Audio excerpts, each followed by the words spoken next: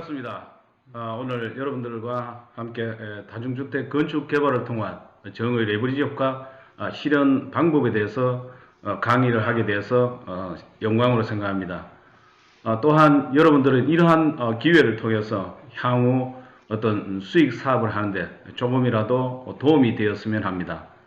그래서 오늘 강의 내용을 간단히 보시면 이제 부동산 개발 과정에 대한 전반적인 사항, 그리고 부동산 개발을 하기 위해서는 기본적으로 알아야 될 사항, 구체적으로 들어가서는 이제 다중주택 건축 개발을 통해서 우리가 수익 사업을 낳기 위한 어떤 대지의 조건이라든가, 또 제가 개발한 사례들을 중심으로 해서 구체적으로 설명을 드리도록 하겠습니다. 자, 먼저 여러분들의 주의를 집중시키기 위해서 우스갯소리 하나 드리면은, 우리 저기 하나님이 다니시는 길이 무슨 길이죠? 아십니까? 갓길입니다. 겸손하셔가지고 하나님이니까 이제 갓이에요. 그래서 가운데 길로 안 다니시고 항상 갓길로 다니세요. 그래서 여러분들도 항상 겸손한 자세로 학업에 임하시고, 아는 것은, 또는 이제 보이는 것은 아주 미미합니다. 보이지 않는 것이 더 크고요. 그러한 내실을 다지는데 비중을 많이 두셨으면 합니다. 자, 그래서 아까 말씀드린 대로 이 컨텐츠에 따라서 하나씩 살펴보도록 하겠습니다. 자, 먼저 그러면 부동산 개발의 과정에 대해서 살펴보도록 하겠습니다. 자, 부동산 개발은 일반적인 이 과정 자체가, 일단 내가 부동산을 개발하겠다 이렇게 생각하면은 구상을 해야 되겠죠, 그죠? 그래서 내가 어떤 쪽으로 개발을 할 것인가, 이 아이디어 구상 단계에서 실질적으로 처음부터 시작해서 전체 마켓을 통해서 수익을 창출하든 손해를 보든 마지막 단계까지를 다 머릿속에 반드시 가지고 시작을 해야 됩니다. 그 다음에 이제 사전 타당성 분석 단계로서 내 나름대로 타당성을 어느 정도 분석을 해봅니다. 물론 이제 우리가 학개론 시간이라는 걸 통해서 배우셨겠지만 법률적 측면, 경제적 측면, 기술적 측면의 타당성을 어느 정도 개괄적으로 이제 파악해서 들어가기 시작합니다. 그 다음에 이제 구체적으로 거기에 맞는 사이트를 찾게 되고, 어떠한 사이트 한 3개 정도에서 하나로 좁혀지게 되면은 구체적으로 가장 중요한 것은 경제적 타당성 분석이죠. 물론 법률적으로도 타당해야 되지만 또한 이 기술적으로도 개발이 가능해야 되죠. 토목공사라든가 이런 것들이 원활해야 됩니다. 그런 것들이 중요하지만 그 가운데서도 수익이 제일 우리가 기대하는 것이지 않습니까? 그렇기 때문에 이 경제적 타당성 분석, 이것이 실질적으로 잘 나와야 됩니다. 그러한 상황에서 이제 내가 가진 이 자본과 그 다음에 타인 자본이죠. 그러니까 에쿼티를 내가 어느 정도 가지고 있을 경우에, 이 모기지를 해야 되죠. 모기지 론을 통해서 타인 자본을 끌어와야 된다는 것이죠. 그래서 그러한 과정이 준비가 되면 이제 컨스트럭션을 들어가야 되죠. 물론 이제 컨스트럭션을 할 때는 구체적인 건축 허가를 받은 상황에서 건축 신고를 하고 들어갑니다. 그죠? 그러한 상황에서 이제 준공이 끝나고 사용 승인을 받고 이렇게 갑니다. 물론 이제 그러한 과정에서 미리 분양이라든가 임대 이런 것들을 사전에 행하는 것이 일반적입니다. 다 끝난 후에 팔아야지, 이렇게 하면 이미 늦습니다. 그래서 실질적으로 실무에서는 도면이 나온 상황에서부터 시작해서 접근을 하기 시작한다, 이렇게 보시면 되겠습니다. 자, 그래서 아까도 말씀드린 대로 이 아이디어, 즉 구상 단계에서는 현 시장 상황에서 내가 안전한 수익률을 확보하기 위해서는 어떤 업종 쪽에 이 부동산 중에서도 주택으로 갈 것인가, 아니면 상업용 시설이라든가 공장 이런 쪽으로 다양합니다. 그죠? 그러한 것 중에서도 좀 더 안전하게 수익률을 확보할 수 있는 부동산은 무엇일까? 이것이 중요합니다. 그리고 이러한 것이 가능한 곳은 어느 것이 좋을 것인가? 저 같은 경우는 이제 금천구 독산동 중심으로 해서 이렇게 하고 있는데 그 지역이 다른 지역에 비해서 상대적으로 토지의 매매 가격이 낮기 때문에 초기 투자 비용이 낮습니다. 그러다 보니까 수익률을 확보하는 부분에서도 초기 투자 비용이 적다 보니까 원금 회수도 빠르고 그죠? 이거 브레이크 이븐 포인트 자체가 빨리 오기 때문에 그 이후에 정의 레버리지 효과를 가져오는데 상당히 뭐랄까 지렛대 역할을 해주기 때문에 저는 그쪽에서 하고 있고요. 또 수요자 확보는 어떻게 할 것인가, 그것이 가능한가, 어떠한 수요자를 대상으로 할 것인가 이런 것도 또 상당히 중요합니다. 그리고 자금 조달은 어떻게 할 것인가, 이런 것도 여러분이 구상을 하셔야 됩니다. 그 다음에 이제 아까 말씀드린 대로 사전 이제 타당성 분석 단계에서는 개발 사업을 완료하는 데 있어서 필요한 비용과 또 예상되는 수익, 우리가 이제 feasibility analysis, 즉 타당성 분석을 할 때는 오퍼레이팅 인컴을 가져가야 되는 것은 당연한 것이죠. 근데 제가 뭡니까 이런 쪽에 사업을 해보면은 이 오퍼레이팅 인컴보다는 어떤 캐피탈 게인이라죠, 자본이득, 이 부분이 더 큽니다. 그래서 저는 이제 이 처분되기 전 단계에서 우리가 이제 파이낸싱을 해왔지 않습니까? 그 부분에 대해서 어떤 금융 비용, 이것을 이제 커버할 수 있는 게 운영 소득 중에서 일부분이다, 이렇게 생각합니다. 그래서 그것은 처분한 단계까지 안정적으로 금융 비용을 감당하면서 가게 되면은 처분했을 때 취득에 비해서 뭔가 매매했을 때 이때 이 가격이 더 높다면은 그만큼 이 정의 레버리지 효과를 가져오는데 도움이 될 것이라는 거죠. 아까도 말씀드린 대로 이 정의 레버리지 효과를 가져오기 위해서는 이 레버리지가 지렛대 아닙니까? 그죠? 그렇기 때문에 타인 자본을 가져올 때는 금융 비용이 상대적으로 낮아야 되겠죠. 내가 감당할 수 있어야 돼요. 그렇지 않을 경우에는 뭘까? 시장 상황에 따라서 이 경기 불황이 올 수도 있고, 그죠? 또 정부의 정책 발표에 따라서도 내가 컨트롤할 수 없는 그러한 범위에 처할 수도 있습니다. 그러면은 정의 레버리지보다는 아예 부의 손실을 가져오기 때문에 주의를 해야 된다, 이렇게 봅니다. 그렇지만 제가 이제 이 다중주택 쪽을 이제 강조하는 이유는 이 다중주택은 이 원룸을 대상으로 해서 임대 사업을 한다는 것이죠. 그러면 월 임료가 나오기 때문에 그걸 가지고 금융 비용을 커버해 나갈 수 있다, 이렇게 말씀드릴 수가 있습니다.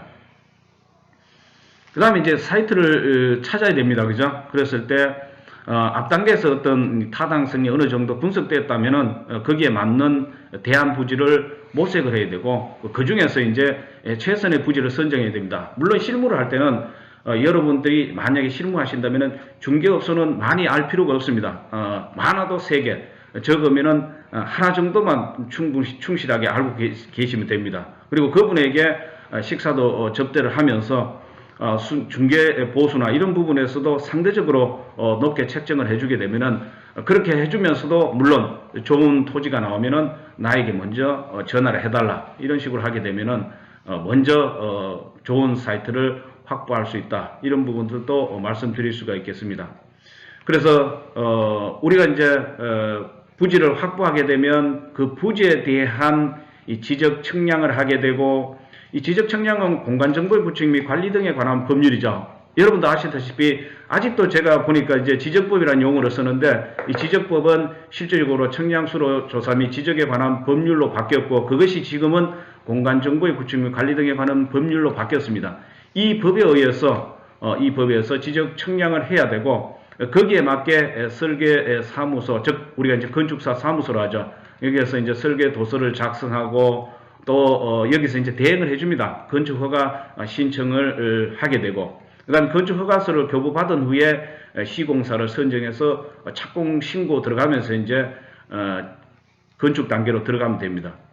그래서 일단 이제 사이트가 확보되면은 이제 구체적인 타당성 분석, 그러니까 3대 측면이죠. 우리 복합 개념에서 접근해야 되죠. 부동산은 법률적으로도 타당해야 되고 기술적으로 타당해야 되지만, 무엇보다도 수익이 남지 않으면은 우리가 흔히 얘기할 때 속된 말로 헛고생하는 것이죠. 그렇기 때문에 경제적인 부분을 아주 중요시해야 됩니다. 그 다음에 이제 내가 자기 자본 이 부분을 모두 개발하는 자본을 확보하고 있다 하더라도 굳이 그렇게 할 필요가 없다는 것이죠. 그렇게 되면 자기 자본 수익률이 떨어지지 않습니까? 그렇기 때문에 내 돈을 한 절반 정도 가지고 있을 경우에 전체 개발 비용에서 타인 자본을 갖다가 나머지 부분은 타인 자본을 이용하는 것이 좋다. 그래야만이 정의 레버리지 효과를 가져오게 되고, 이 정의 레버리지 효과 자체가 자기 자본 수익률을 그만큼 높이는 것이잖아, 그죠? 그렇기 때문에 타인 자본을 잘 이용하는 것이 필요하다, 이렇게 보시면 되겠습니다. 그 다음에 이제 이 건축 단계에 들어갔을 때는 아까도 보셨다시피 건축 신고를 하고 들어갑니다, 그죠? 그 단계에 들어갔을 때 이 공정 순서에 맞게 조율을 해줘야 되고요.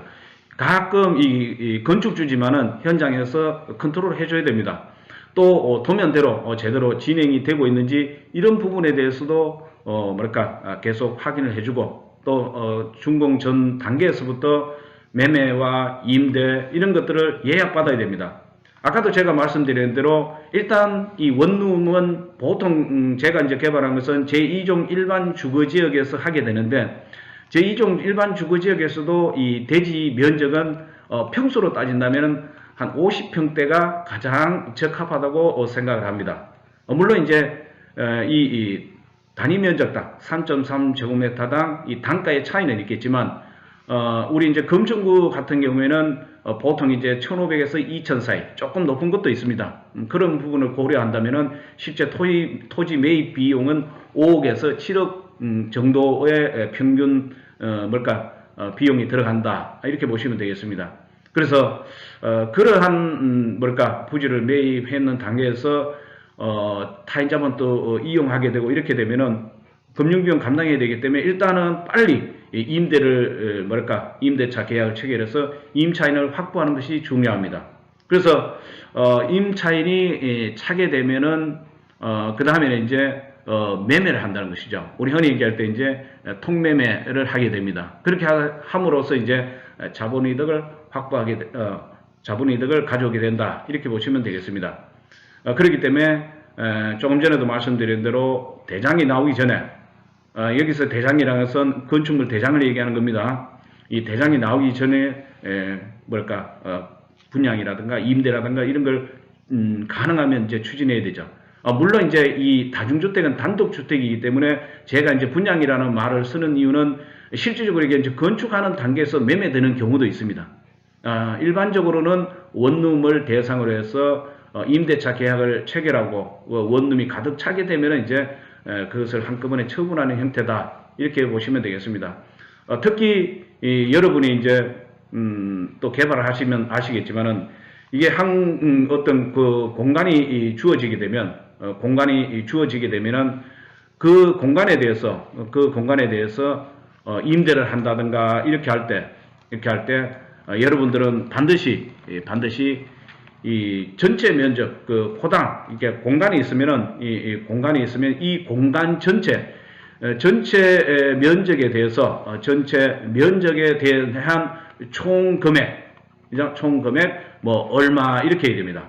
제가 초반에 개발할 때 안양역 앞에서 이제 제가 이제 빌딩을 조만한 거 올릴 때, 그때 이제 초보다 보니까 제가 부동산에 좀 한다고 3.3제곱미터당 가로치고 평당 이렇게 했다가 나중에 이제 건축물 대장이 나오니까 공용 면적 있지 않습니까? 그죠? 화장실이라든가 계단이라든가 승강기라든가 이런 것 때문에 면적이 줄어드는 거예요. 그러니까 이제 이 공간을 분양받으신 분들이 이제 찾아오기 시작하는 거예요. 제일 먼저 찾아오신 분이 태권도 관장님이셨어요.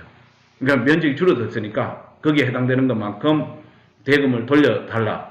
그래서 제가 이제 대부분 판례를 이제 뒤져보니까 전체 면적의 3% 범위 내에서는 손해배상이나 이런 거 하지 않아도 된다는 그 판례가 있어서 이제 그걸로 밀어붙이려고 했는데, 저와 이제 잘 아시는 분이 부동산은 지역시장이기 때문에 가능하면은 분쟁이 일어나지 않는 것이 좋다 해서 되돌려줬던 그런 기억이 납니다. 아주 수업료가 비쌌습니다. 그리고 또 첫 손님이 태권도 관장님이시다 보니까 안 돌려주게 되면 제가 잘못하면 관장을 해야 될 그런 위험한 상황이 오는 것 같아서 돈을 돌려줬다, 이렇게 생각하시면 되겠습니다. 자, 그래서 여러분들이 이제 아까 말씀드린 대로 향후에는 부동산을 개발할 때 반드시 뭡니까? 전체 면적을 기준으로 해서 분양을 해야 된다. 이렇게 보시면 되겠습니다. 자, 그래서 이제 마켓 단계에서도 아까 말씀드린 대로 임대할 것인가, 분양할 것인가, 이런 걸 고려해야 된다 했죠. 그죠? 한꺼번에 이제 분양이 되기도 하고, 임대된 후에 매각이 되기도 한다. 이렇게 보시면 되겠습니다. 그렇지만 저는 임차인을 먼저 확보한 후에, 공간을 다 채운 후에 매각하는 것이 기본이다. 이렇게 생각하고 진행을 하고 있습니다.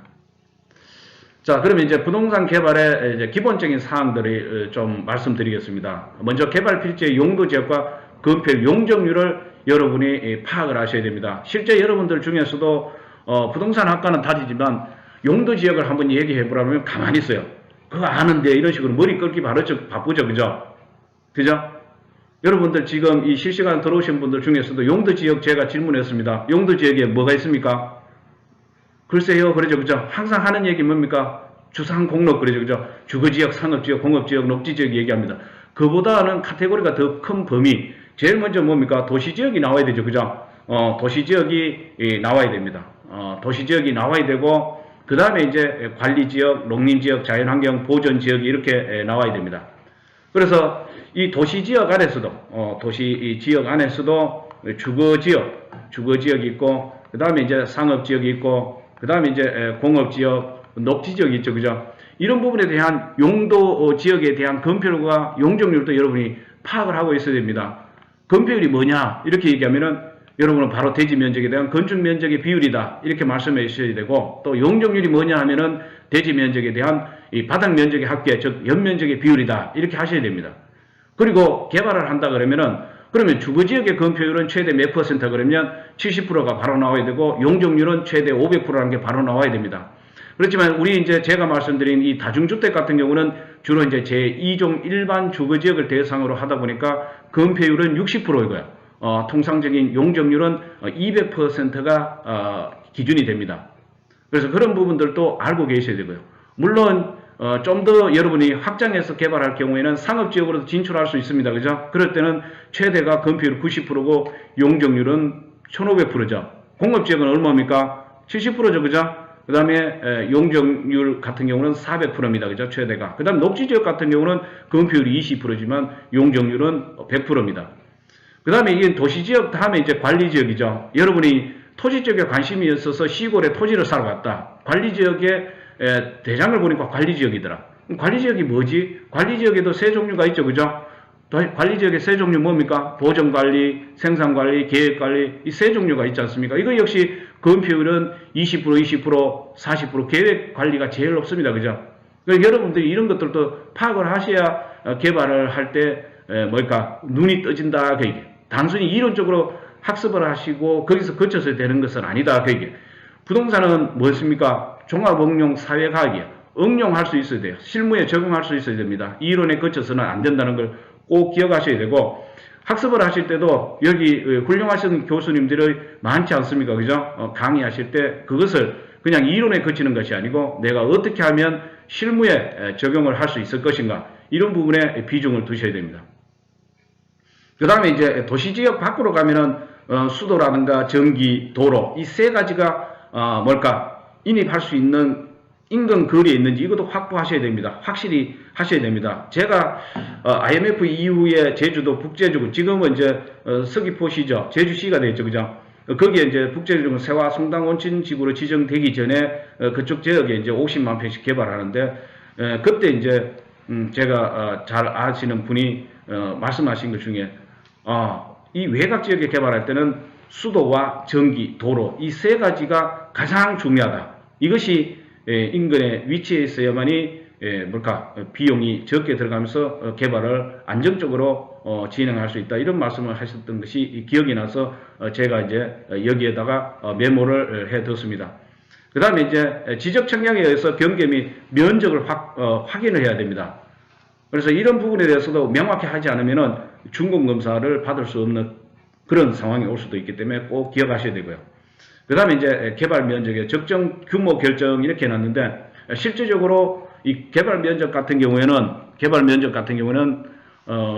내가 초기에 투자해야 되는 그런 비용이죠. 초기 투자 비용하고도 관련이 되기 때문에 이런 부분도 또 고려해야 됩니다.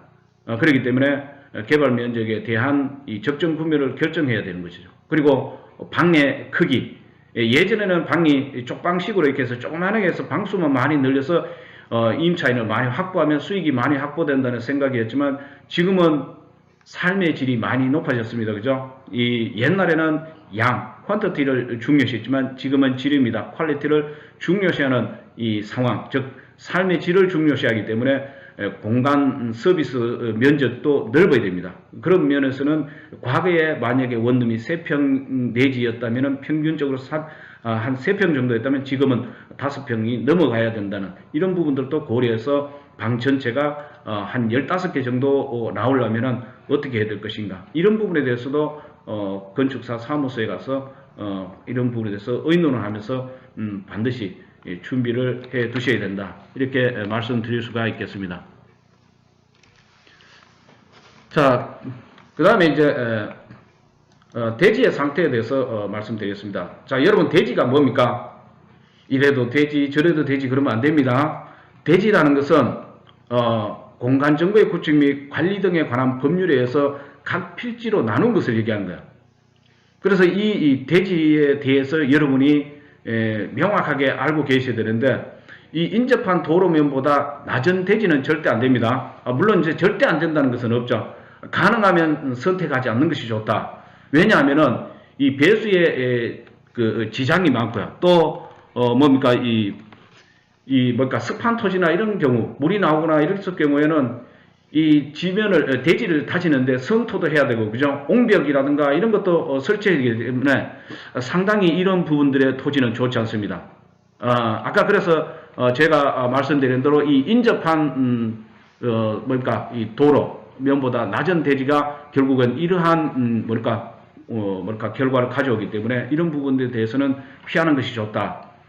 특히 이제 또 손괴 같은 게 발생할 우려가 있는 토지, 그래서 이제 무너질 우려가 있는 토지 같은 경우는 옹벽을 설치하게 되면 이 CIP 공법으로 하게 되면은 이게 이제 CIP 공법으로 하게 되면 콘크리트 파일을 박아서 콘크리트라든가 아니면은 이 철근 이런 것들도 엮어서 넣고 이렇게 하다 보면 비용이 많이 들어가요. 그렇기 때문에 이런 부분의 토지는 가능하면 좋지 않다, 이렇게 보시면 되겠습니다. 그 다음에 이제 대지의 경사도도 가능하면 낮으면 좋겠죠, 그죠? 가능하면 조금 낮은 것이 좋다. 그래서 25% 넘어가면은 좋지 않다. 개발에 상당한 어려움이 따른다, 이렇게 보시면 되겠습니다.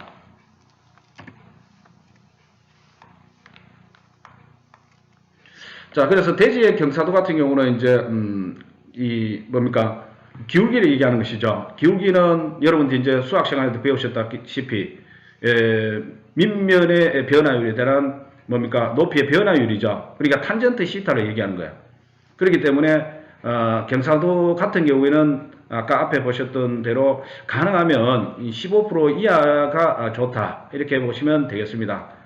그래서 제가 이제 샘플로 이렇게 언급을 했지만 실질적으로 탄젠트 45도가 되면 이게 1이라는 값이 나오지 않습니까? 그죠? 사인도 2분의 루트이고 코사인도 2분의 루트이기 때문에 결국은 1이라는 값이 나오죠. 그러다 보니까 경사도는 100%, 곤두서브리는 거의 각도가 45도니까 90도의 절반이죠.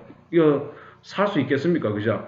옛날에 모 회사에서 파주에다가 노인복지주택을 짓는데 이 경사도가 있는 데서 지어놓으니까 연세 드신 분 60세 이상이 거주하는 주택이 우리 흔히 얘기하는 노인복지주택이거든요. 근데 노인복지주택이다 보니까 연세 있는 분들이 들어가서 사는데 이 경사도가 있으면 휠체어 타고 시속 100km 달리면 이거 상당히 곤란하겠죠, 그죠? 그래서 이런 부분에서도 대지 상태 이런 거 확인해야 됩니다. 그 다음에 이제 이 기울기가 1대 1.5 이상일 경우에, 이럴 경우에는 이 상황에서 높이가 1m 이상일 경우에는 옹벽을 설치하도록 되어 있습니다. 그리고 이 옹벽 높이가 만약에 2m 이상으로 넘어가게 되면 반드시 이 콘크리트 구조로 옹벽을 설치하도록 되어 있다는 것이죠. 물론 이제 서울이나 이런 데서 다중주택을 짓다 보면은 인접 대지와의 이 경계선을 중심으로 해서 이 토목공사 같은 걸 하기 위해서는 이 CIP 공법을 통해 가지고 옹벽을 설치하는 것이 기본입니다. 이때도 역시 아까 말씀드린 대로 콘크리트를 인젝션 하기 때문에 좀 안전도를 높이기 위한 것이다, 이렇게 보시면 되겠습니다. 자, 그래서 이제 여기 보시면 이제 CIP 공법에서 이제 옹벽 설치하는 예시를 이제 제가 언급해 놓은 것입니다. 그래서 이 안에 보시면 이 공간 안에 파일을 박았지 않습니까? 파일 안에 이제 콘크리트를 이제 캐스트하는 것이고, 또 여기에 이제 철근이나 이런 걸 왼쪽에 있는 그림이 있는 철근을 엮어서 이렇게 넣게 되고, 그 다음에 이제 오른쪽에 나와 있는 이 그림식으로 옹벽을 저렇게 설치하는 것이죠.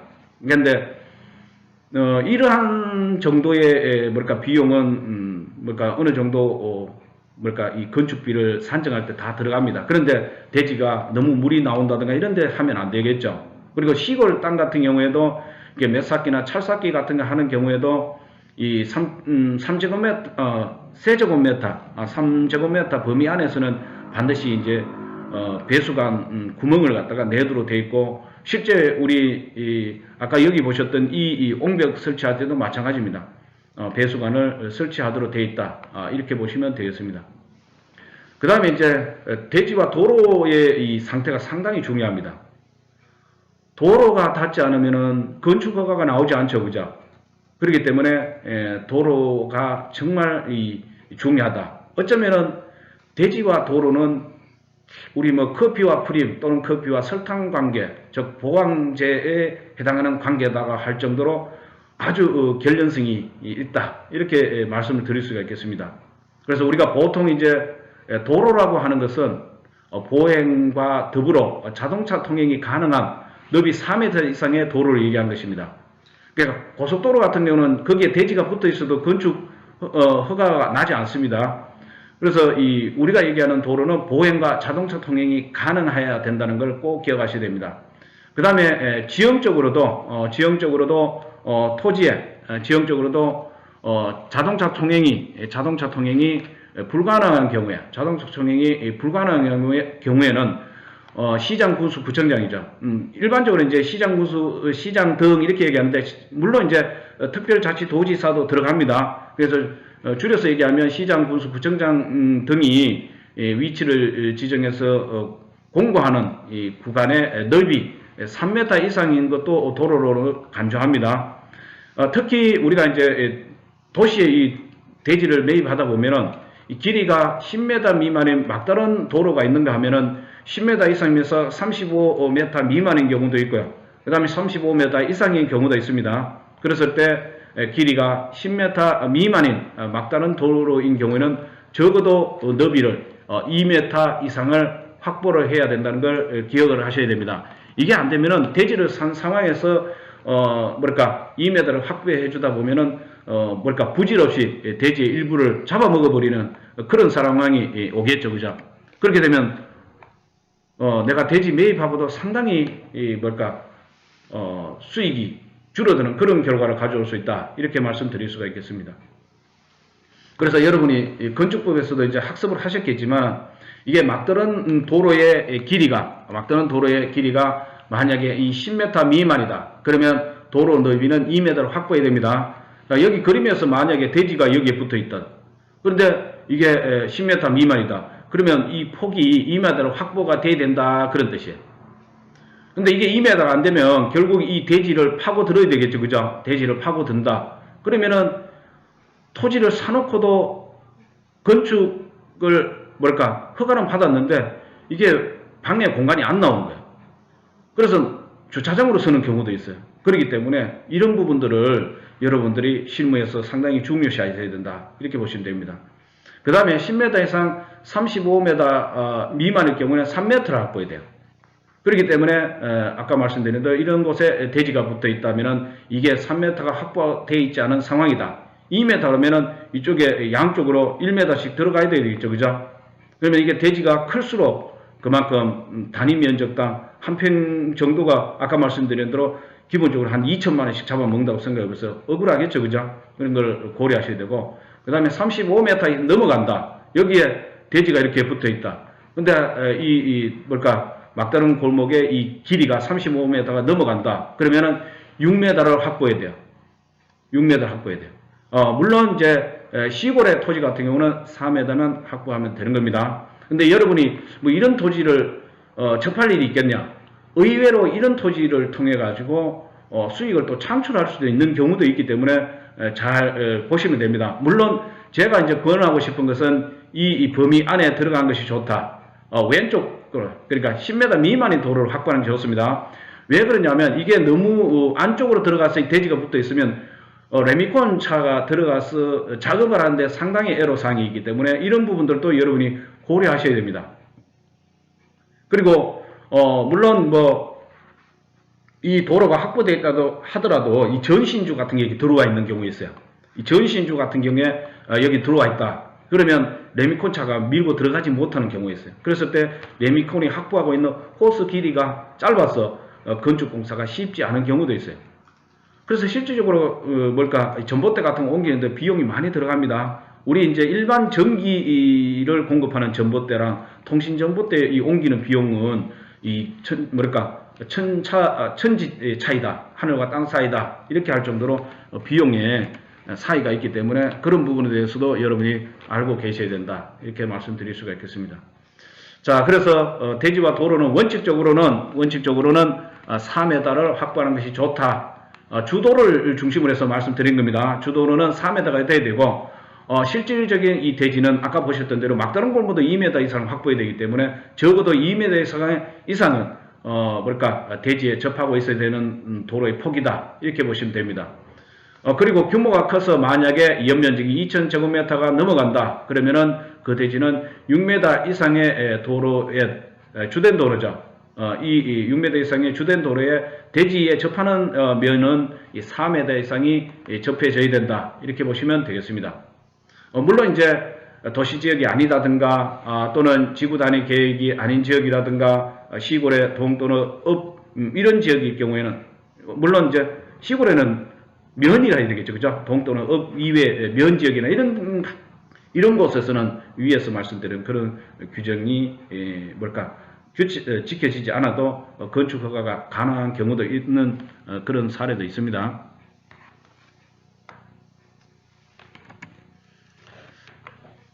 자, 다음에 이제 대지 내 조경에 대해서도 조금 알아두시면 좋겠습니다. 대지의 조경 같은 경우는 이 연면적이 합계가 2000제곱미터 이상인 2000제곱미터 이상인 경우에는 대지 면적의 15% 이상을 확보해야 됩니다. 그리고 대지 면적의 합계가 1000제곱미터 이상이고 2000제곱미터 미만인 경우 1000제곱미터 이상 2000제곱미터 미만인 건축물 같은 경우는 대지 면적의 10% 이상을 확보해야 됩니다. 근데 이제 제가 말씀드린 이 다중주택 있지 않습니까? 다중주택은 대부분 이 1000제곱미터 미만인 게 일반적입니다. 조금 더 상업지역 같은 경우에는 이제 층수가 높아지기 때문에 2번에 해당되는 경우가 있지만 일반적으로는 이 3번에 있는 이 1000제곱미터 미만이기 때문에 대지 면적의 5% 이상을 조경을 확보하면 되는데 이것은 주로 이제 옥상을 이용해서 하는 것이 일반적이다. 이렇게 보시면 되겠습니다.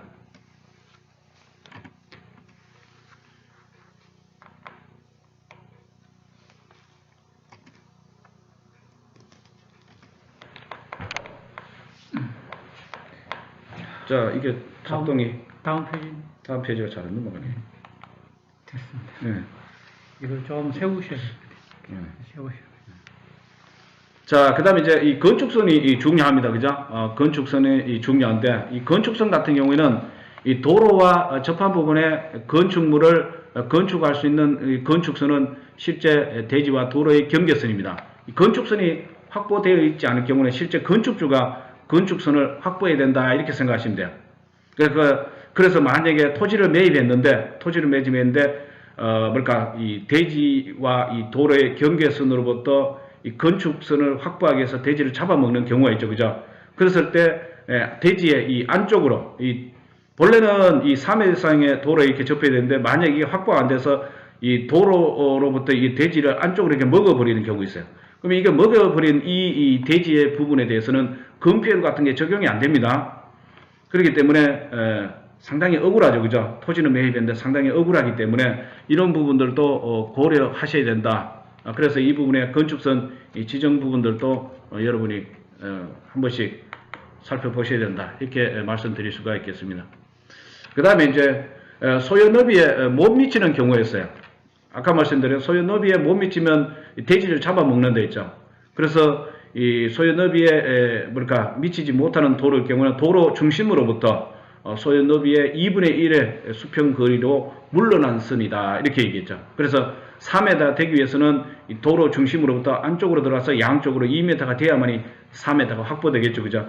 그러다 보면 이 도로 옆에 있는 이 내 땅, 내가 사들인 이 토지, 이 대지 이렇게 잡아먹어버리죠. 그러면 손실이 크다고 보시면 됩니다. 그렇기 때문에 그런 부분에서 여러분들이 고려해서 토지를 매입해야 된다. 이렇게 말씀드릴 수가 있겠습니다.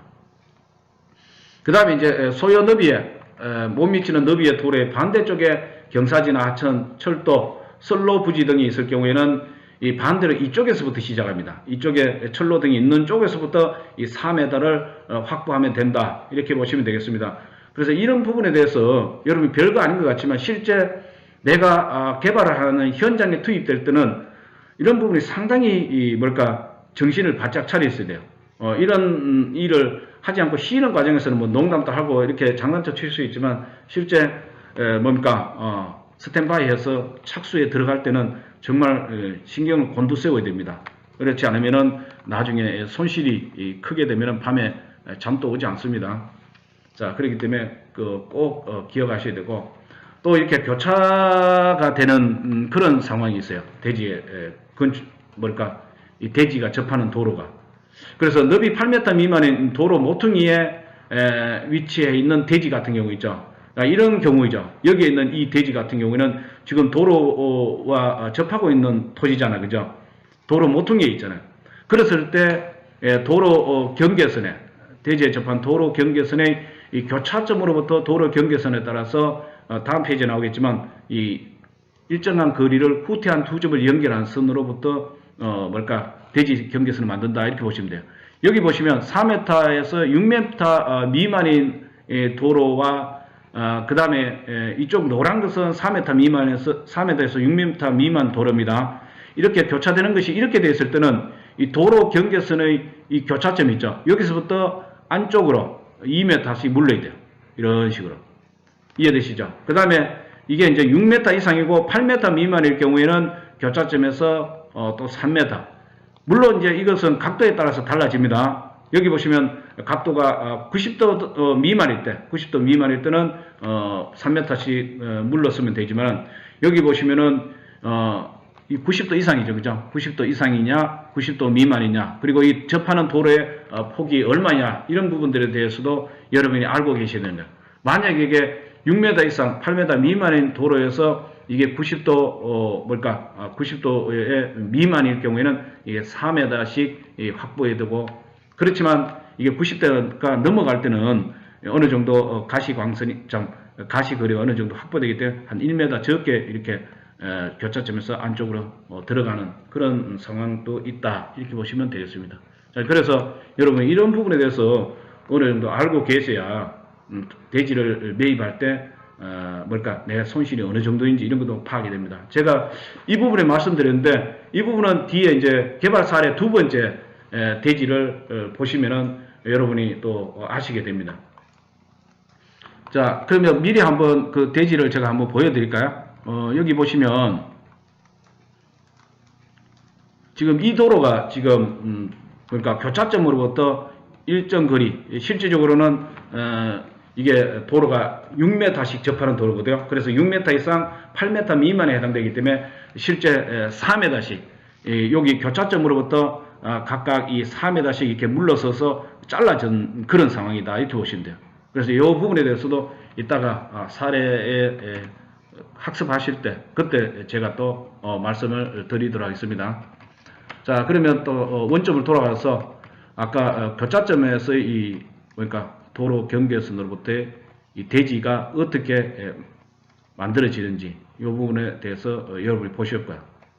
그래서 이 부분에 대해서는 이제 학습을 하셨기 때문에 이 뒤쪽은 표를 보시면 되고, 그 다음에 또 하나 중요한 것이 여기에 나와 있는 대로 일조권을 확보하는 것이 상당히 중요합니다.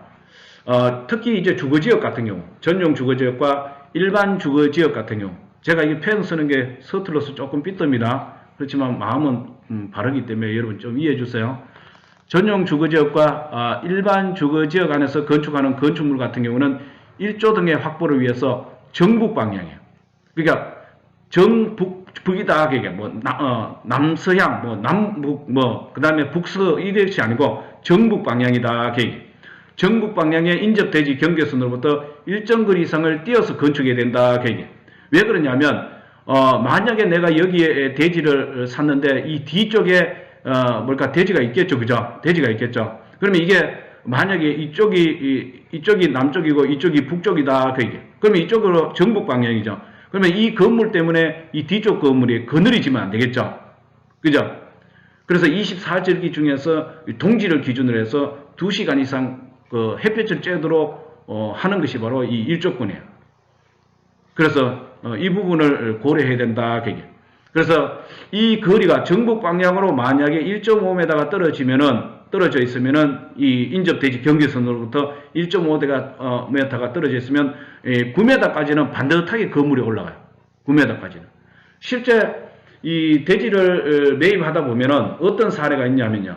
건축사 사무소에 설계를 떠달라고 하면은 그 사람들이 현장에 나와보지 않고 건축을 했다가 설계를 떴다가 나중에 낭패 보는 경우가 있어요. 어떤 경우냐면 이 바닥 면적이 있지 않습니까? 이게 단차가 옆에 있는 이 대지보다 1m 낮은 경우가 있어요. 예를 든다면. 그러면 이 1m가 낮게 되면은 아까 9m부터 1.5m가 떨어졌을 때 9m까지는 반듯하게 올라간다 했잖아요. 그죠? 근데 이게 1m가 떨어져 버리니까 8m까지만 올라가고 9m부터는 벌써 이런 식으로 꺾여야 된다는 것이죠. 이렇게 꺾이게 되면은 이게 방이 제대로 나올까요? 안 나오죠. 그죠? 그래서 현장에 가보면은 이게 판넬 같은 걸 덮는다든가 이렇게 해서 이 건축법을 위반해서 나중에 이행 강제금을 부담한다든가 이런 사례들도 많습니다.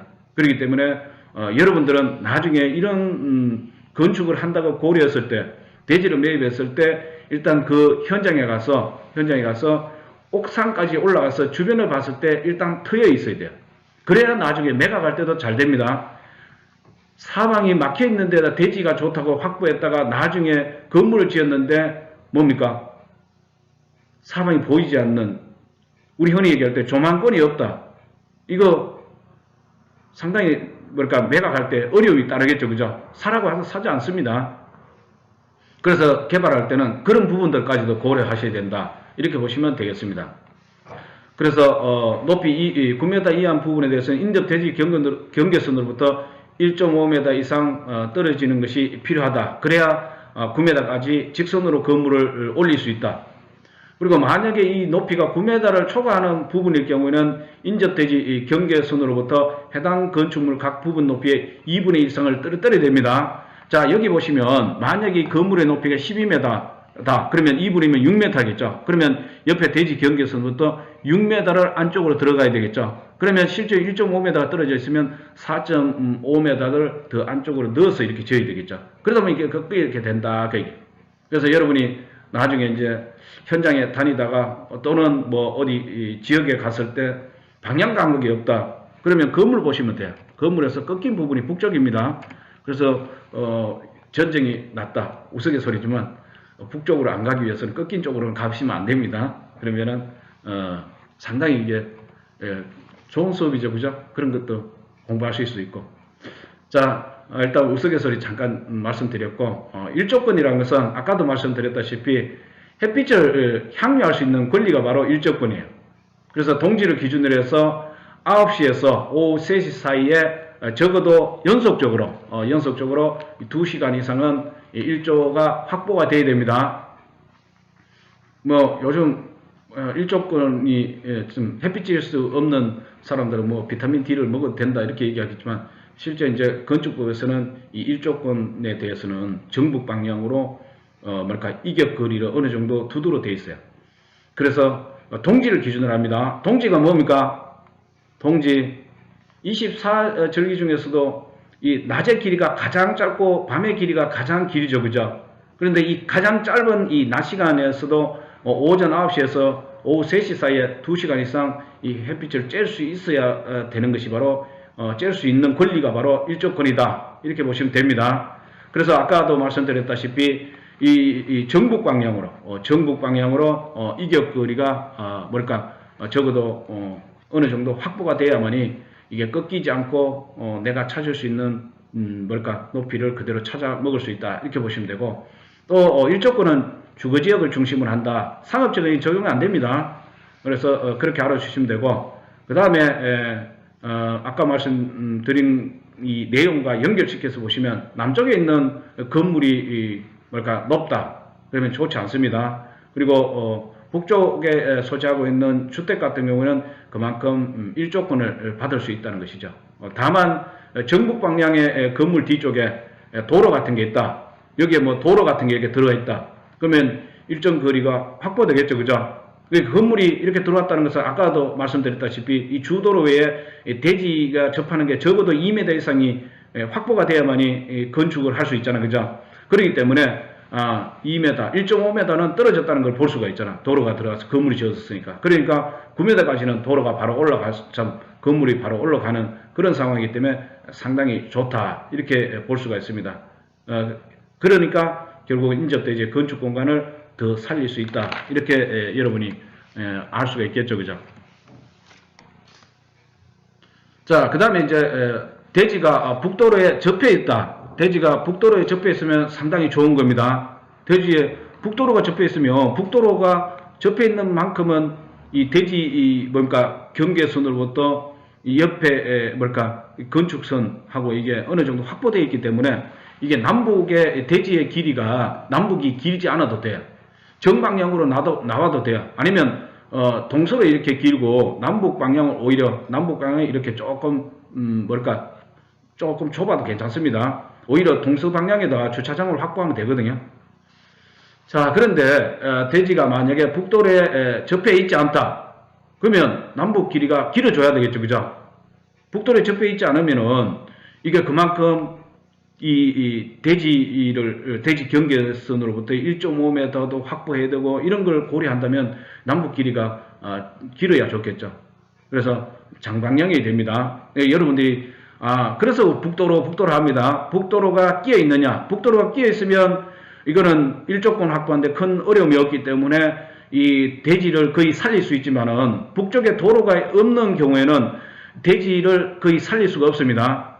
그래서 이 옆집 대지 경계선부터 일정 거리 떨어뜨려야 되기 때문에 그런 걸 고려한다면 만약에 북도로가 없으면 이 직사각형, 장방형, 그러니까 장방형이라는 것은 조금 전에도 말씀드린 대로 직사각형입니다. 이렇게 길게 돼 있다. 이 모난 각인데 이게 길게 돼 있다. 자, 그래서 대지가 북도로에 접해 있는 게 좋다 하는 걸 꼭 기억하셔야 되고, 물론 그런 게 거의 잘 있지는 않습니다. 그럴 경우에는 이제 주변 상황을 봐가면서 이제 선택을 하셔야 된다. 이렇게 보시면 돼요.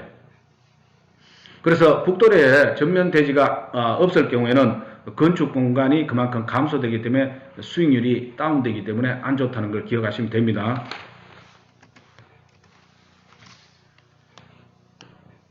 자, 그 다음에 이제 다중주택에 대해서 이제 구체적으로 이제 설명을 들어가야 되기 때문에 다중주택에 대해서 여러분이 알고 계셔야 됩니다. 다중주택 많이 배우셨죠? 그죠? 주택의 종류는 크게 공동주택과 단독주택이 있죠. 다중주택은 어디 들어갑니까? 많이 배우셨죠? 자, 세종사이버대학교 학생 정도 되면 다중주택이 어디 들어가냐? 그러면 단독주택에 들어갑니다. 알아야 됩니다. 그러면 단독주택이 뭐냐? 그러면 뭐라 해야 됩니까? 글쎄요. 그러면 안 됩니다. 단독주택 중에서 다중주택이 뭐냐? 그러면은 일단은 이게 주택으로 쓰는 게 3계층 이하여야 돼요. 주택으로 쓰는 게 3계층 이하여야 되고 그 다음에 바닥 면적, 각층 바닥 면적의 합계가 330제곱미터 이하여야 됩니다. 즉, 이 100평 이하여야 된다. 그 얘기. 그리고 다중주택의 특징이 뭐냐면은 욕실은 설치할 수 있지만은 이 주방시설 있지 않습니까? 주방시설. 이것은 설치하면은 위법입니다. 그래서 여기 보시면 취사시설은 설치하지 않아야 된다. 이렇게 나와 있어요. 자, 욕실은 설치할 수 있습니다. 취사시설은 각 방마다 설치하면 안 됩니다. 공동으로 쓸 수 있도록 한 개 층의 일정 부분을 차지하도록 취사시설을 설치하는 거예요. 여기 보시면 학생 또는 직장인 등 여러 사람이 장기간 거주할 수 있는 구조로 되어 있다. 이렇게 되어 있잖아요. 그래서 취사시설은 각 방마다 설치하면 안 됩니다. 각 방마다 설치하면 안 되고 전체 건물의 일정 부분에다가 함께 쓸 수 있는 취사시설을 설치하는 것이 원칙이다. 그 얘기예요. 이건 건축법 시행령 이런 별표 1에 보면 건축물의 종류에 대해서 이렇게 언급을 해놨습니다. 그 다음에 한개동의 주택으로 쓰이는 바닥면적 합계가 아까 말씀드린 대로 100평 이하 330제곱미터이고 주택으로 쓰는 층수가 3계층에 일정 용도로 쓰기 때문에 계층이라는 단어 씁니다. 그래서 실제 건물에 보면 다중주택인데 이게 왜 4층이지? 뭐 이렇게 얘기하는 사람도 있어요. 왜 그럴까? 4층이지만 밑에는 근린생활시설을 한 개 층을 넣고 위에 3개 층을 주택으로 쓰고 있기 때문에 전체 층수는 4층이지만 주택으로 쓰는 이 층수는 3개 층 이하에 해당된다. 이렇게 보시면 되겠습니다. 그렇기 때문에 이런 부분에 대해서도 여러분이 바로바로 받아들일 수 있어야 됩니다. 제가 공부할 때는 제가 웃으면서 다중주택 그러면은 여기 다중이잖아. 그죠? 다나 다 중복된다. 다가 세 번째잖아요. 그죠? 그래서 저는 옛날에 공부할 때 333 이렇게 봤어요. 333. 아주 그냥 삼삼하죠? 웃으려고 하는 겁니다. 그래서 어려울 때는 이런 식으로 이제 조금 기회도 발휘하는 것도 괜찮을 것 같습니다. 참고하십시오. 자, 다음에 이제 제가 이제 개발한 사례들을 중심으로 해서 이제 설명을 드리도록 하겠습니다. 먼저 이제 독산동 149번지, 구의 33번지입니다. 여러분, 공간정보의 구축 및 관리 등에 관한 법률에서 지분을 읽을 때 보면, 이거는 얘가 본래 본번이죠. 그죠? 이거는 필지가 분할돼서 149의 33번지 해야 됩니다. 근데 실무에 가면은 이 149의 33번지입니다. 그러면 다시 한번 얼굴 쳐다봅니다. 뭔 그런 게 어딨냐고. 149의 33번지지. 그리고 이렇게 얘기해요. 그러면 그냥 웃으면서 넘어가면 됩니다. 실제 우리는 그래도 지성인이잖아요. 그죠? 학습하셨기 때문에 149의 33번지다. 이런 식으로 말씀하실 필요가 있습니다. 그래서 이 금정구 독산동 쪽에 이제 149의 33번지 같은 경우에는 여기 보시면 우리가 이제 지적도라든가 이런 걸 확보했을 때 제가 이거는 이제 지적도는 아니죠. 지적도가 아니지만 일반적으로 도면에서는 별도의 얘기가 없으면 우리가 이제 이 방위 표시에서 위쪽은 뭡니까? 북쪽이죠. 그죠? 북쪽이고 이 아래쪽이 남쪽이 됩니다. 그리고 오른쪽이 동쪽이 되고 그 다음에 왼쪽이 서쪽이 되죠. 왼쪽이 서쪽이야. 그래서 웨스트가 서쪽이 되는 겁니다. 왼쪽이 서쪽이라서 웨스트입니다. 그래서 이 도로 아까 앞에서 대지 보셨지만 대지 이 모양을 보시면 어떻습니까? 동서로 길죠. 그죠? 남북으로 길지 않고. 이거 좋은 토지입니까? 좋지 않은 토지예요?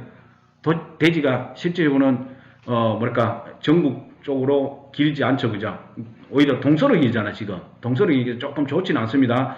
그렇지만 주변에 이 도로 상황 있지 않습니까? 그리고 여기 시흥대로가 끼어 있고 그 다음에 주변에 학교라든가 아니면 종합병원 이런 것들이 들어와 있기 때문에 주변의 환경과 도로 상황, 그 다음에 여기 버스 정류장 보세요. 그죠? 버스 정류장들이 인접해 있지 않습니까? 병원도 있지만 이 도로 상황과 더불어 교통 상황이 좋기 때문에 이것을 매입하게 되었다. 이렇게 보시면 되겠습니다. 자, 다시 한번 말씀드리지만 정확하게 이게 정북 방향으로 된 대지는 이미 너나 할 것 없이 많이 가져갔습니다. 그렇기 때문에 거의 찾기가 쉽지 않아요. 이런 괜찮은 대지, 그나마 괜찮은 대지 이런 것만 확보해도 상당히 수익을 창출할 수 있습니다. 그래서 제가 앞에서 말씀드린 대로 정북 방향의 대지는 아니지만 전반적으로 평당 한 1,400만 원 정도로서 주변 시세에 비하면은 좀 낮거든요. 주변 시세 한 1700 정도 하는데 1400 정도이기 때문에 괜찮다는 것이고, 이런 상황이라면은 향후에 초기 투자 비용이 적게 들어가면서 자본이득을 많이 확보할 수 있는 그런 경쟁 상품으로 키울 수 있다는 판단하에서 여기에 제목에도 나와 있지만 정의 레버리지 효과가 실현될 것이라 보고 진행한 것이다, 이렇게 보시면 되겠습니다. 자, 그래서 이 대지 같은 경우는 지금 아까 제가 처음에 앞에서 말씀드릴 때 대지의 규모는 약 한 50평대가 좋다 했죠, 그죠? 50평형대가 좋습니다. 지금 183.75제곱미터, 183.75제곱미터이기 때문에 여기다가 1제곱미터가 한 평이 0.3025평이잖아, 그죠? 그래서 0.3025평 하게 되면은 약 한 56평이 나옵니다. 자, 이 정도 되면은 룸이 한 15개 정도는 확보할 수가 있어요. 그래서 제가 뭐 15세대 이렇게 해놨지만 실질적으로는 유닛으로 얘기한다면 15개의 이 단위 방이 나온다, 이렇게 보시면 되고, 이것이 이제 2종 일반 주거지역이기 때문에 주거지역 중에서도 일반 2종 일반 주거지역 같은 경우는 건폐율이 60%입니다. 그런데 자치법규에서 지자체 조례에서 60%는 다 주지 않지만 거의 58.9, 59.8 뭐 이런 식으로 상당히 근접하게 줍니다. 용적률은 보통 한 200% 범위에서 주고 있다, 이렇게 보시면 돼요. 자, 그래서 토지 같은 경우는 말씀드린 대로 1,400만 원 정도에서 56평을 확보했기 때문에 7억 8,400만 원 정도. 그래서 통상 제가 말씀드렸던 5억에서 한 7억, 좀 많이 더 들어가면 한 8억 넘게 들어가고 이런 경우가 일반적이다, 이렇게 보시면 됩니다. 그 다음에 이제 이 정의 레버리지 효과이기 때문에 파이낸싱 해와야 됩니다. 그 타인 자본 이용하여서 자기 자본 수익률을 높여야 된다. 그래서 이 타인 자본을 4억 5천을 쓰고 금융 비용은 이 인터레스트는 4%로 잡은 겁니다. 그랬을 때 연 금융 비용은 1,800만 원 정도밖에 되지 않는다, 이렇게 보시면 됩니다. 그래서 토지대를 포함해서 8억 3,800만 원 정도 되게 된다고 보시면 됩니다. 그 다음에 이제 여기서 이제 건축비가 4억 4천, 4억 4천이고, 그 다음에 이제 부대 비용이 한 5,600만 원. 자, 그러다 보니까 이 비용 부분의 총액이 한 13억 3천만 원 정도 되죠. 그 다음에 이제 실제 매각했을 때 17억 정도 나왔거든요. 매각했을 때 이 금액이 한 17억 정도 되기 때문에, 여기 금융 비용이라든가 부대 비용, 건축 비용 포함한 부분이 얼마냐 하면은 13억 정도 된다. 그래서 제가 이제 단순 수익률을 고려한다면 17억에서 한 13억 정도 빼고 나면은 실제 한 3억 6천 정도의 이윤을 가져왔기 때문에 수익금이 확보되기 때문에 수익률은 한 27.3% 정도 된다. 실제적으로는 이건 조금 낮춘 겁니다. 이것도 조금 높게 나온 건데 뒤에 가면은 상당히 높게 나온 것도 있습니다. 그것도 제가 낮추려고 하다가 그냥 표시를 했는데 이런 케이스도 있다, 이렇게 보시면 되겠습니다. 자, 건축계에서도 제가 이제 입증을 해드리기 위해서 이렇게 표시를 해놓은 거예요. 실제 이제 2종 일반 주거지역이고, 그 다음에 이제 주 구조는 철근 콘크리트 구조로 했고, 규모는 지하 1층에 지상 3층을 했습니다. 이 지상 3층 부분이 뭘까? 다중주택이고, 지하 1층은 근린생활시설로 넣은 것입니다. 자, 그 다음에 이제 연면적은 239.4제곱미터 정도 되고요. 그 다음에 이제 이 주차 부분이 상당히 수익하고 관련되기 때문에 제가 이 주차 부분을 강조한 거예요. 기존에 이제 이 1종 근린생활시설과 2종 근린생활시설 같은 경우는 이 시설의 면적을 134제곱미터당 한 대씩 주차를 확보하도록 되어 있습니다. 그런데 주차장법이 바뀌면서 개정되면서 지금은 150제곱미터당 한 대씩 주차를 확보하도록 되어 있습니다. 그 다음에 이제 주택 쪽으로 갔을 때 다중주택 같은 경우는 단독주택이죠. 물론 이 다가구 주택도 단독주택이지만 여기서는 제외됩니다. 제외되는 거예요. 그래서 이 다중주택 같은 경우는 시설 면적이, 여기서 면적이라고 해서 연면적을 얘기하는 겁니다. 50제곱미터를 초과하고 150제곱미터 이하일 경우에는 한 대를 확보해야 돼요. 그 다음에 150제곱미터를 초과하는 경우에는 이 150m를 초과하는 이 100제곱미터마다 한 대씩 추가적으로 확보해야 된다, 이렇게 보시면 돼요. 그래서 여기서 보시면 이 근린생활시설 같은 경우에는 지금 90제곱미터잖아요, 그죠? 그래서 134제곱미터당 한 대씩 확보하잖아. 그러다 보니까 0.8대 정도 나왔죠, 그죠? 0.6대입니까?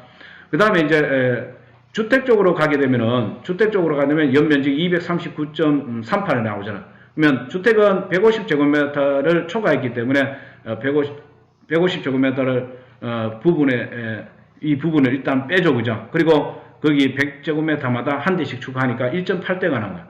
그래서 총 두 대를 확보하는 것으로 이렇게 되어 있습니다. 그 다음에 대지에 접한 도로는 주도로는 지금 3회대 접하고 있다, 이렇게 보시면 되겠습니다. 전체 길이는 12m 정도가 되고요. 그 다음에 이제 요 지하층은 여러분이 용적률에 들어가지 않는 건 알죠, 그죠? 연면적에는 들어가지만 용적률에는 들어가지 않습니다. 그래서 그런 것도 참고를 하시고, 그 다음에 이제 주차장이 중요하는데, 이 주차장 같은 경우는 이 평행 주차 형식이 있죠. 우리 왜 대지에 보면 이런 식으로 이렇게 평면에 이렇게 담벼락 밑이라든가 이런 데 대해서 이 선을 그어서 이렇게 하는 거, 이게 이제 평면 주차 형식입니다. 그랬을 때 경차 같은 경우에는 너비를 1.7m 이상 확보해야 되고 길이는 4.5m 이상 확보해야 되지만, 일반형 같은 경우는 2m 이상, 길이는 6m 이상 확보해야 됩니다. 그래서 여러분은 그냥 일반형 기준으로 보시면 되겠습니다. 평면 주차 형식이 아닌 경우, 이런 경우에는 좀 더 면적을, 너비를 더 넓게 확보해야 된다, 이렇게 보시면 되겠습니다. 그래서 저 같은 경우는 주로 이제 평행 주차 형식, 대지의 일정 부분을 주차장으로 확보하기 때문에 이 정도 알아두시면 될 것 같습니다. 그 다음에 이제 건물의 배치도인데, 실질적으로 건물의 배치도는 단독주택 같은 게 한 동짜리이기 때문에 그렇게 비중을 둘 필요는 없고, 종단면으로 봤을 때 보면은 아래쪽은 여기 주차장 확보를 위해서 조금 안쪽으로 들어가게 있고, 위쪽은 튀어나오는 형태로 건물을 지은 것입니다. 그 다음에 이제 아까 말씀드린 대로 지하층은 근린생활시설이었죠, 그죠? 그래서 지하층 지금 평면도로 보시면 이종 근린생활시설로 사무소를 넣었다, 이렇게 보시면 돼요. 그래서 실제 지자체 법규에 가지고 지자체에서 권장하는 업종을 넣게 되면은 용적률의 인센티브를 3 내지 4% 정도 줍니다.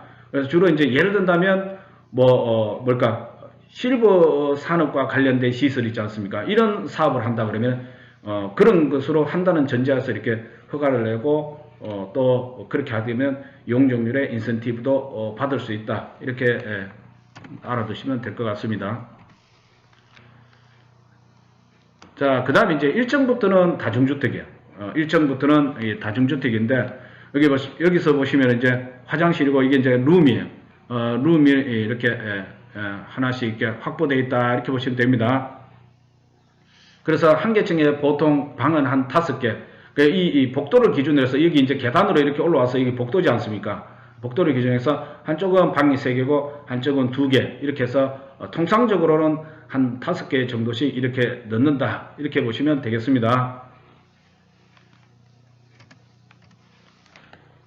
자, 그 다음에 이제 2층도 마찬가지로 1층에서 그대로 올라온 겁니다. 아까 정단면 보셨죠, 그죠? 정단면 보실 때 이쪽에 주차장 확보와 관련해서 이렇게 건물을 짓다 보니까 아래쪽은 이렇게 들어가 있고 위쪽이 이렇게 나오게 되어 있고, 한쪽은 3개, 한쪽은 2개, 이런 식으로 건물을 지었다고 보시면 됩니다.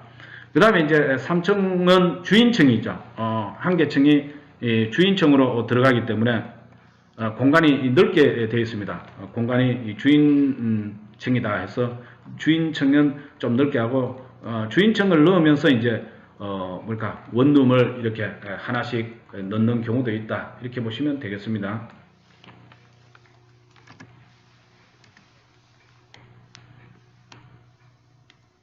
자, 그래서 옥탑 같은 경우는 통상적으로 보일러실 공간이라든가 보일러실 뭐 이런 거 정도 놓고 조그만하게 그냥 뭔가 조경 공간을 확보해야 되기 때문에 여기 가운데에다가 조그만하게 이렇게 우물 모양이라 해야 됩니까? 이렇게 네모 형태로 해가지고 이렇게 이제 조경을 확보하는 그런 경우였습니다. 여기에 이제 나무 심어가지고 준공을 떨어뜨리는 그런 케이스가 있다 이렇게 보시면 되겠습니다.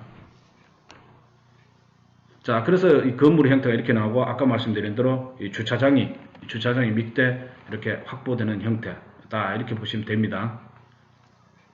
자, 다음 이제 독산동 이제 972의 23번지인데 제가 이게 약간 오타가 났네요.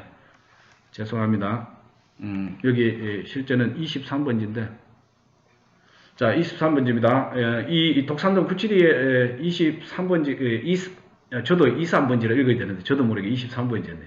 972의 23번지 같은 경우에는 이 대상지부터 약 200m 지점에 보면 이 시흥대로와 그 다음에 시내버스 정류장들이 위치해 있어요. 문성초등학교 정류장이 위치해 있고요. 거기에 일정 거리가 한 20-30m 떨어졌는데 마을버스 정류장도 있고 상당히 교통이 편리합니다.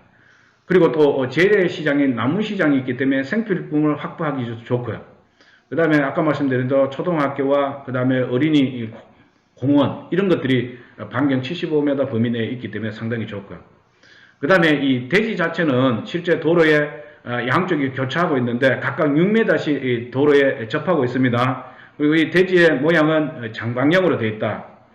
그래서 장방형으로 되어 있는데 북쪽 일조권을 받는 북쪽에는 주차장을 설치함으로써 이 용적률을 적용한 4층 건물을 꺾이지 않고 반듯하게 건축할 수 있는 그런 대지였다 이렇게 보시면 되겠습니다. 자, 그래서 아까 앞에서 잠깐 설명드렸지만 여기 보시면 이게 이제 시흥대로입니다. 여기가 이제 시흥대로입니다. 여기가 시흥대로고 여기가 이제 초등학교, 문성초등학교고 어린이 공원도 있고 그 다음에 이제 여기 생필품 구할 수 있는 시장들도 있고요. 그 다음에 이제 주변에 이제 주민센터라든가 종합병원 이런 것들이 인접해 있기 때문에 대지 자체가 모양 자체도 일정 부분에 꺾이는 부분이 있죠, 그죠? 비어가면 또 나오겠지만 자세히 볼 수 있겠지만 조금 꺾이는 부분이 있지만 주변의 환경이 너무 좋은 거예요. 자, 이렇게 아까 앞에서 말씀드린 대로 이게 양쪽에 6m씩 이 대지가 접하고 있는 교차점이에요. 교차점이다 보니까 교차점으로부터 일정 거리 4m씩 꺾어야 됩니다. 좀 떨어뜨려야 되죠. 떨어뜨려 들어가서 여기에서 두 점을 연결한 선이 대지의 경계선이 된다 이렇게 보시면 됩니다. 건축선이다 이렇게 보시면 됩니다. 자, 그래서 앞에 학습하셨던 내용을 이제 여기서 여러분이 확인을 할 수가 있습니다. 자, 여기 같은 경우는 여기도 면적이 약 58평 정도 되죠. 192.4제곱미터이기 때문에 약 58평이에요. 그 다음에 이제 룸 수는 15개 정도 나왔고요. 여기도 2종 일반 주거지역입니다. 그러다 보니까 이것을 이제 토지를 매입할 때는 1250만원 정도 매입했어요. 그러니까 7억 2,500 정도 들어갔고요. 그래서 여기에 나오겠지만 이걸 이제 매각하기 전에 이 매입할 때 토지 대금과 건축비, 부대 비용을 포함하면은 약 한 14억 정도 들어갔죠, 그죠? 14억 정도 들어갔지만 매각을 할 때는 약 실질적으로는 한 20억 조금 더 넘게 매각을 하다 보니까 수익이 그만큼 더 창출됐다. 5억 한 3천만 원 정도 창출돼서 약 36%의 수익률을 확보했다 이렇게 보시면 됩니다. 자, 그 다음에 이제 건축에 관련된 용도 지역도 여기도 똑같이 아까 설명드린 대로 실증을 해야 되기 때문에 보시면 2종 일반 주거지역이고요. 그 다음에 실질적으로 건축 허가를 낼 때는 근린생활시설 및 일반 다중주택 이렇게 낸 것입니다. 그리고 여기 이 건축 면적은 이렇게 나와 있고요. 연면적도 그렇고요. 여기 나온 대로고요. 그 다음에 아까 말씀드린 대로 2종 일반 주거지역에 건폐율은 60%를 했죠. 그죠? 거의 60%에 가깝게 나왔죠. 용적률은 거의 200%에 가깝게 준다 했습니다. 그리고 청수는 4층이에요. 지상 4층인데 여기는 지하를 넣지 않았습니다. 지하를 넣지 않았고 지상 1층에는 근린생활시설이에요. 근린생활시설이고 2층부터 4층까지가 다중주택이다. 이렇게 보시면 됩니다. 그 다음에 이제 구조는 철근 콘크리트 구조죠. 요즘 다 그렇게 짓습니다. 그 다음에 이제 대지에 접하는 도로는 교차되는 도로였잖아요. 그죠? 각각 6m씩 접하는 거예요. 그래서 조금 전에 말씀드린 대로 근린생활시설과 그 다음에 주차장, 단독주택 이 두 개가 합해져서 주차 공간은 총 3대를 확보하는 형태로 되어 있다. 이렇게 보시면 되겠습니다. 자, 그래서 1층은 1종 근린생활시설이고 그 다음에 2, 3, 4층은 다중주택이다. 이렇게 보시면 되겠습니다. 자, 그래서 여기서는 이제 건물의 배치도이기 때문에 한 개 동입니다. 여기는 1, 2, 3, 4층까지 반듯하게 올라갔어요. 반듯하게 올라갔어요. 거의 10m 넘게 11m 가까이 그대로 올라갔죠. 그죠? 이게 이제 일조권을 안 받으니까 그런 거예요. 그리고 위에는 이제 옥탑 형태로 해가지고 보일러실하고 이런 걸 넣은 겁니다. 자, 아까 이제 꺾인 형태로 이제 건물을 지은 것이죠. 그래서 1층에는 일종 근린 생활시설을 넣었고, 실제 일종 근린 생활시설인데 여기 보시면 이렇게 잘랐어요. 낼 때는 하나로 이렇게 했지만 이렇게 잘라서 여기는 이제 부동산 사무실로 쓰는 거고요. 여기는 우리 이제 그 족욕하고 이렇게 마사지하는 이 미용실 뭐 이런 식으로 쓰는 거고요. 그 다음에 여기는 우리 이제 도자기 같은 이런 걸 하는 공방으로서 여기는 월세 같은 경우는 일반적으로 이게 한 월 140 정도씩 나오는 공간입니다. 보증금은 2천만 원 정도, 1,400 이 공간에 따라서 보증금의 차이는 있지만 그 정도다 이렇게 보시면 되겠습니다.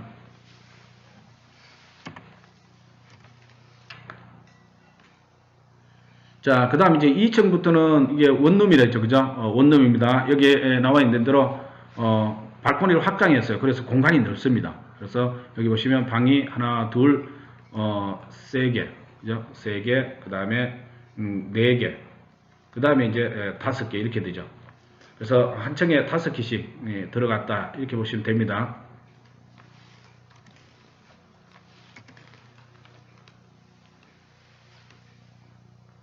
자, 이게 도면이 모양이 똑같다 보니까 제가 페이지가 안 넘어간 지로 계속 눌렀네요. 3층도 똑같습니다. 3층도 방이 5개. 그 다음에 4층도 4층에 가서는 이제 주인층이에요. 우리가 이제 주인층이다 이렇게 부르죠. 주인층에 가면은 여기 이제 공간이 넓어요. 여기는 이제 주인이 살기 위해서 이렇게 공간을 이게 크게 쓰는 거예요. 이게 여기까지죠. 주인이 쓰는 것은 여기까지예요. 이거 다 쓰는 거예요. 실제 이렇게 다 쓰는 거죠. 여기가 이제 원룸 하나를 넣은 거예요. 본래는 이제 허가 낼 때는 여기 다중주택이다 보니까 공동 주방을 쓴다 이렇게 내죠. 근데 여기 막아서 원룸으로 만드는 거죠. 근데 여기는 이제 전세를 준 겁니다. 요즘 전세 방 한 칸에 이게 1억 2천에서 1억 4천 정도의 전세가 나가고 있습니다. 여기는 이제 여기도 이제 주인층인데 전세 2억 4천에 나가고 있다 이렇게 보시면 됩니다. 그래서 실제적으로 지금은 2억 8천 정도 이게 34평 정도 되기 때문에 상당히 거기에 비한다면은 전세 금액은 좀 낮은 편이라고 볼 수 있습니다. 더 올릴 수가 있는데. 그 다음에 이제 여기는 이제 옥상입니다. 옥상이고 여기 옥상에 이제 보일러실하고 이런 게 실제 도면상에는 나 있지 않지만 별도로 이렇게 벽 쪽에 이렇게 붙여가지고 이렇게 만들어 놓은 게 있습니다. 여기는 이제 옥상으로 들어오는 계단을 통해서 옥상으로 나오는 문입니다. 자, 전체적으로 보시면 이제 이런 형태로 되어 있습니다. 여기 보시면, 여기가 이제 부동산 공간이에요. 부동산이고, 그 다음에 여기가, 아까 족욕하고 이렇게 하는 곳이고, 여기는 공방입니다. 그 다음에 주차장이 여기 있습니다. 그래서, 북쪽에, 주차장을 만들었고, 보십시오. 꺾인 데가 없죠. 그죠? 꺾인 데가 없이 그대로 거의 뭐 11m 정도 그대로 올라갔어요. 12m 가까이.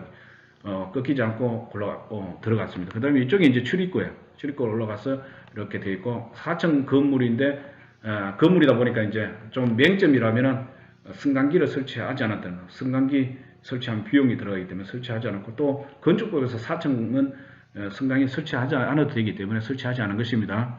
그리고 이제 제가 이걸 매각하기 전까지는 여기 이제 부동산에서 이 공간에서 이제 공부도 하고 그렇습니다. 그렇게 이해하시면 돼요. 그래서 여기 보시면 이 도로 상황이 좋죠, 그죠? 양쪽 도로에 다 접하고, 근데 아까 말씀드린 대로 대지의 일정 부분이 여기 이제 교차되는 부분, 이렇게 그러면 결국 이렇게 교차되는 부분이 나오겠죠, 그죠? 여기서 일정 거리를 띄우고, 또 여기서도 일정 거리 6m 넘어가기 때문에 4m씩 떨어뜨리고, 이 두 점을 연결한 부분이 대지 관련된 이 건축선이 되겠죠, 그죠? 이런 식으로 되는 겁니다. 자, 그래서 이런 건물을 하나씩 이제 이렇게 하다 보면 실질적으로 자신감이 생기게 되는 거예요. 자, 그래서 이쪽은 비유가 좋아요. 비유가 아까도 말씀드렸다시피 이게 완성했을 때 제일 위층에 들어갔을 때 이 주변을 둘러봤을 때 뚫려 있어야 나중에 이게 잘 팔립니다. 그래서 이게 20억 넘게 매각했으니까 상당히 괜찮은 금액이고 또 잘 팔렸다 이렇게 보시면 돼요. 그 다음에 이거는 이제 관악구 신림동인데, 이거는 530에 11번지인데 여기는 신다방역에서 상당히 가까워요. 신대방역에서 2번 출구로서 약 한 450m, 천천히 걸어가도 뭐 한 5분이면 갈 정도의 거리예요. 그래서 이 교통 상황이 좋다는 점.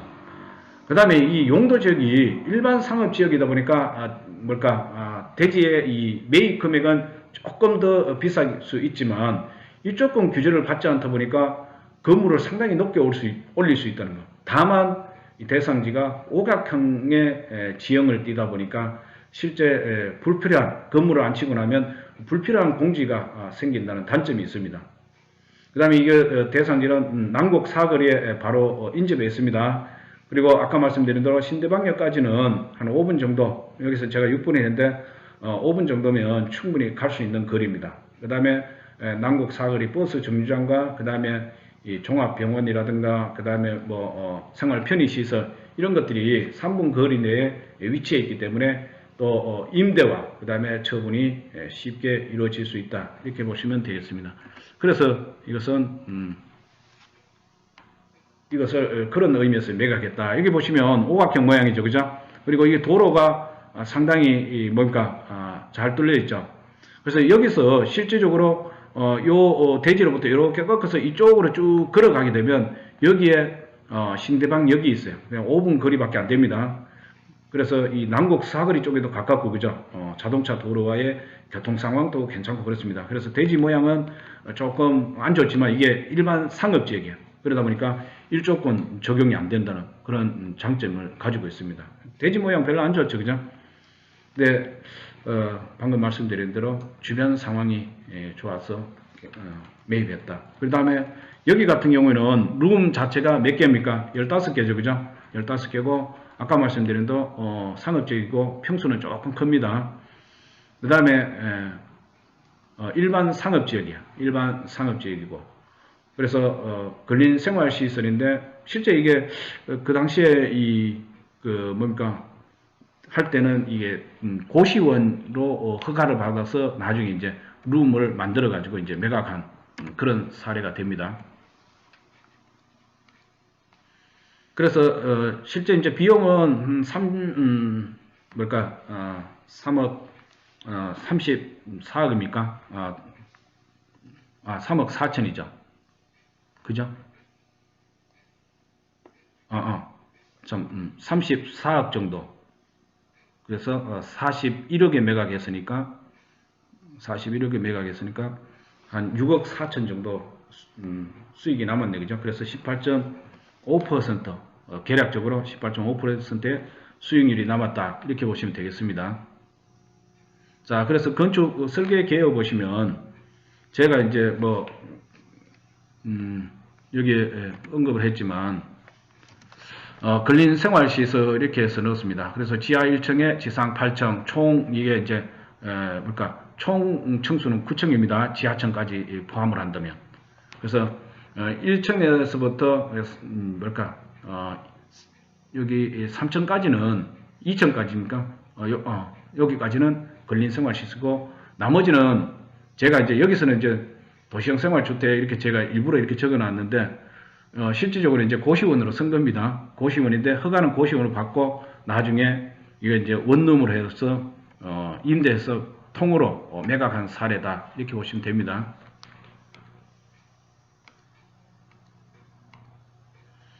자, 그래서 이 지하층이고요. 지하층이고 그 다음에 1층 근린생활시설이죠. 스포츠시설로 한다. 그 다음에 2층은 근린생활시설로서 이제 의원 이렇게 들어가고요. 3층까지죠.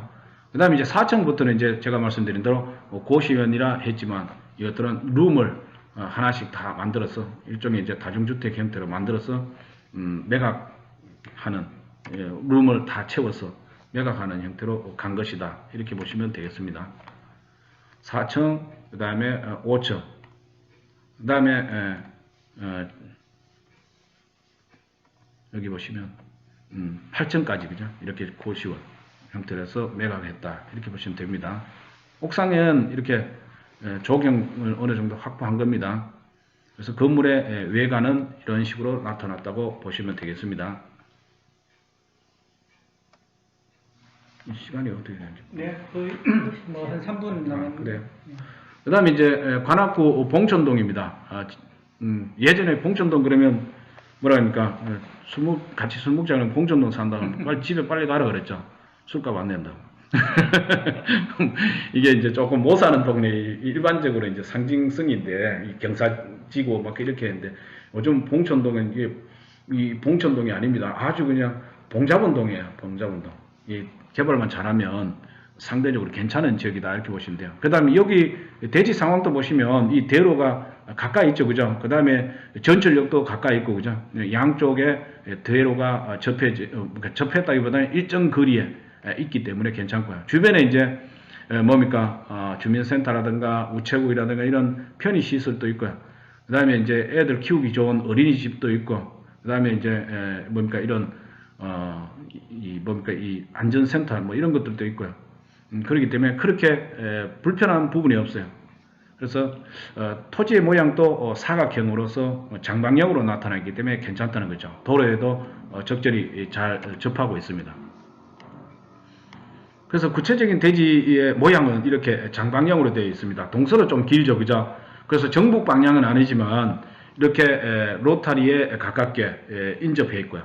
그 다음에 토지가 대지의 도로에 접해 있으면서도 주변의 교통 상황이라든가 이런 게 상당히 잘 조성되어 있기 때문에 또 여기 보시면 대지의 이 모양 보세요. 이게 정비가 잘 되어 있죠, 그죠? 그래서 봉천동이지만 상당히 괜찮은 대지다 이렇게 말씀드릴 수가 있습니다. 그리고 여기는 대지 면적이 약 55평 정도 되고요. 그 다음에 여기도 2종 일반 주거지역입니다. 아까 말씀드렸다시피 다중주택은 제2종 일반 주거지역이 통상적으로 가장 무난하다 이렇게 말씀드릴 수 있어요. 근데 너무 또 중심 상업지역 뭐 이런데 들어간다 이거 말도 안 되죠, 그죠? 그리고 다중주택이라는 것이 실질적으로는 3계층만 이 주택으로 쓸 수 있기 때문에 그런 부분들도 고려해야 됩니다. 그래서 여기는 룸이 16개 정도 나왔고 실제 매각은 한 20억 정도 해서 이렇게 보시면 됩니다.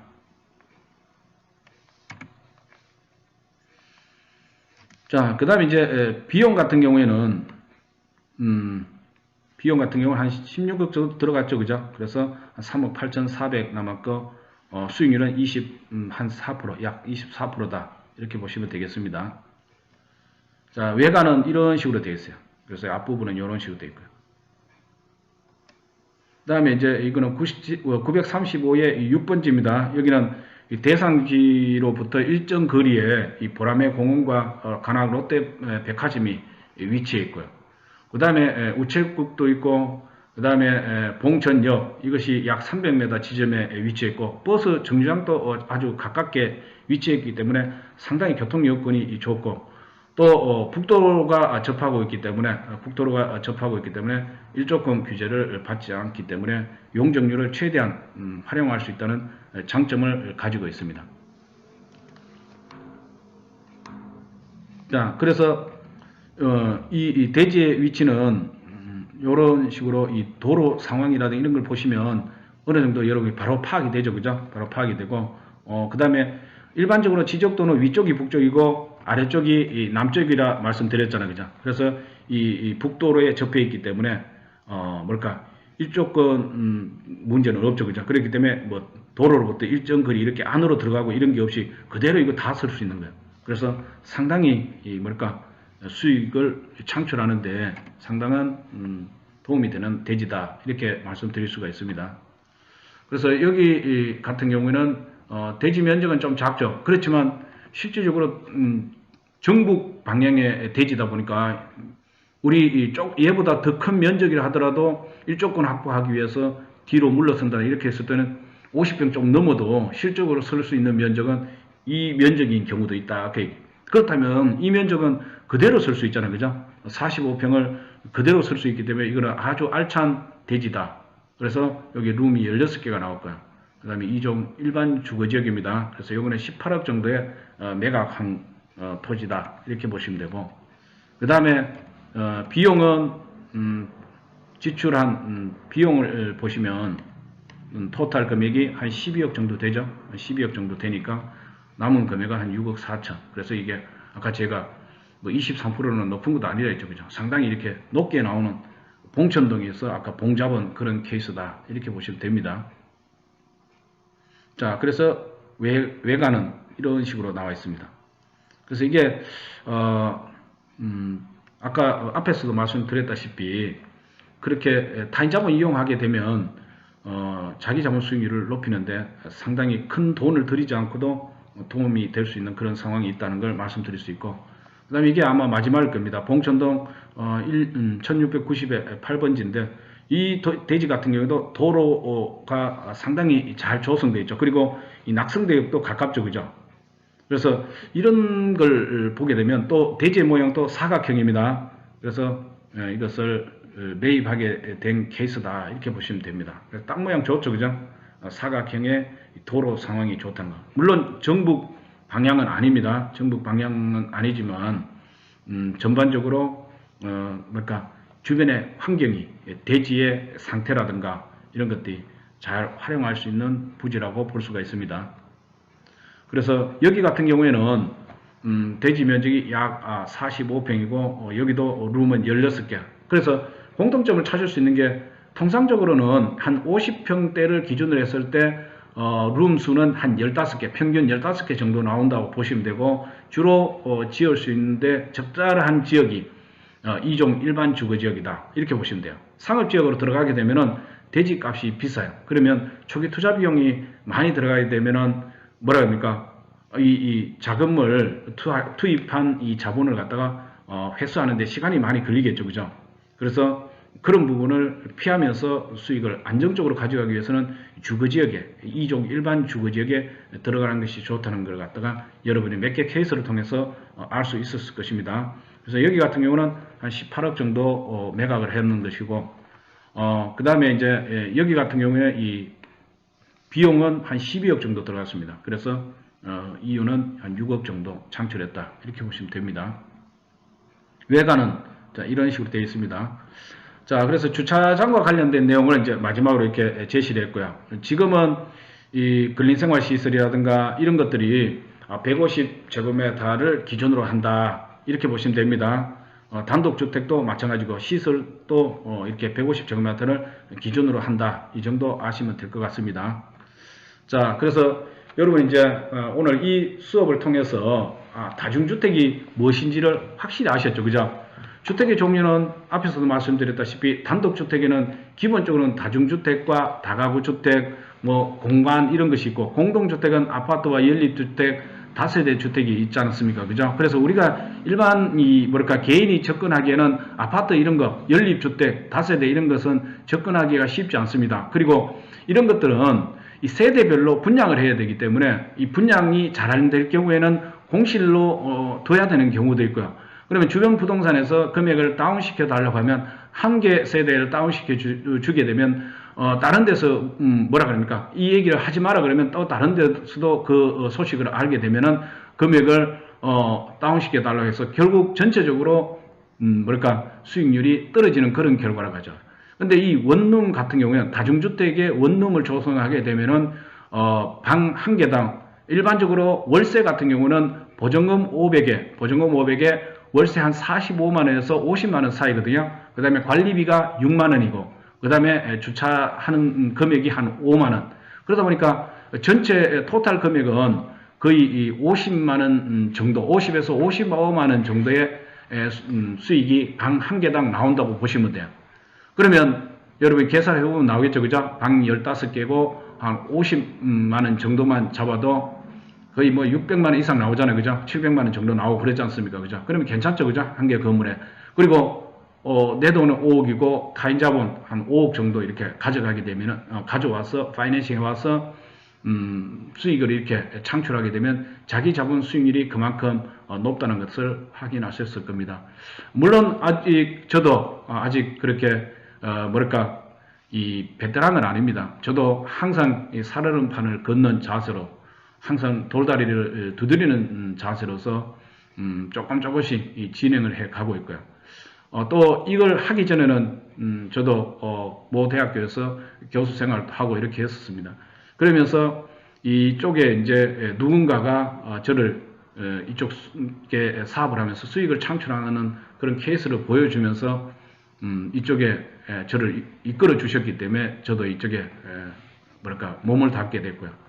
그러면서 앞으로 부자가 돼야 되겠다. 또 이쪽에 향후에 또 뭐랄까 프로가 돼야 되겠다. 이런 자세로서 접근하다 보니까 어느 정도 안정적으로 접어들었다 그래야 됩니까? 뭐 문턱에 들어섰다 이렇게 얘기할 수 있을 것입니다.